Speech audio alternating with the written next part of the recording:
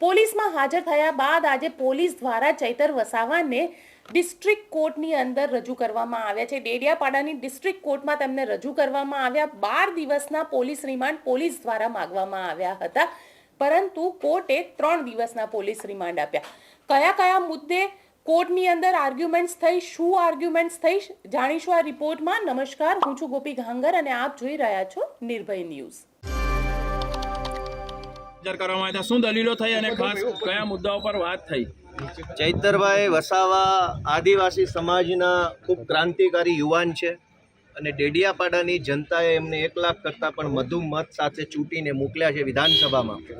જ્યારથી તેઓ ચૂંટાયા છે ત્યારથી આદિવાસી સમાજના અનેક પ્રશ્નો બાબતે પૂરી તાકાતથી, પૂરી આક્રમકતાથી લડાઈ ચલાવી રહ્યા છે અને જે રીતે ચૈતરભાઈ આદિવાસી સમાજ અને ગુજરાતના યુવાનો માટે લડી રહ્યા છે એ જોતાં એમની સામે ખોટી રીતની કાર્યવાહી કરી, ખોટા કેસો કરી, એમને ફસાવી દે, એમને જેલમાં પૂરવાનું એક ષડયંત્રના ભાગરૂપે ખોટી FIR એમના ઉપર કરવામાં આવી હતી।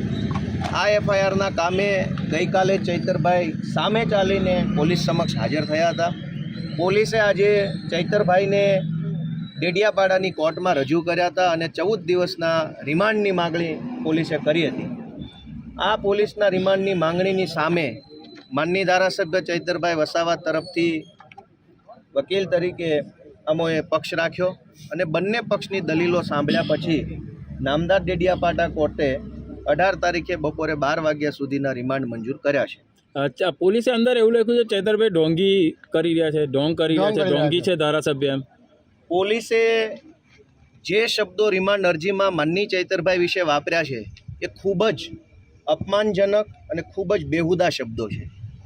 પોલીસે એવું લખ્યું છે કે આ કામના આરોપી એટલે કે ચૈતરભાઈ ઢોંગી છે, જે બિલકુલ સ્વીકારી ન શકાય એવી એકદમ નિમ્ન કક્ષાની બાબતો અંદર લખાઈને આવી છે।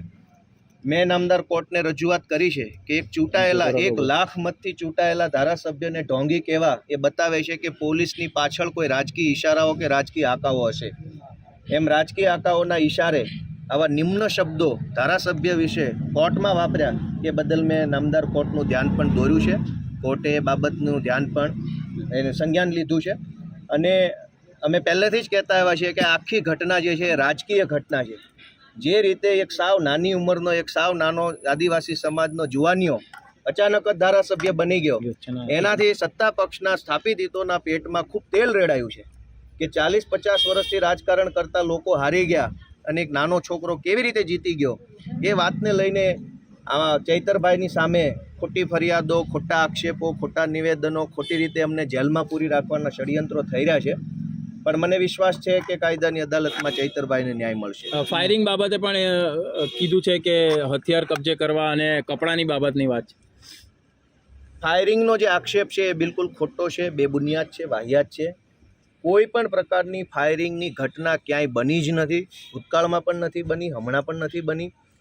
ચૈતરભાઈ વતી બચાવ કરતી વખતે અમે એવી રજૂઆત કરી છે કે આ આખી ઘટના જ જે છે એ ઉપજાવી કાઢેલી છે, આવી કોઈ ઘટના જ બની નથી, આવો કોઈ ઘટનાક્રમ જ બન્યો નથી। જે કંઈ પણ ફરિયાદીએ ફરિયાદમાં લખાયું છે એ ફરિયાદીને રાજકીય સૂચનો દ્વારા જે કંઈ કહેવામાં આવ્યું એ રાજકીય સૂચનાઓના આધારે કહેવાતી ઘટના બન્યાના 2 દિવસ પછી FIR આપવામાં આવી છે, જે બાબતની પણ કોર્ટે નોંધ લીધી છે।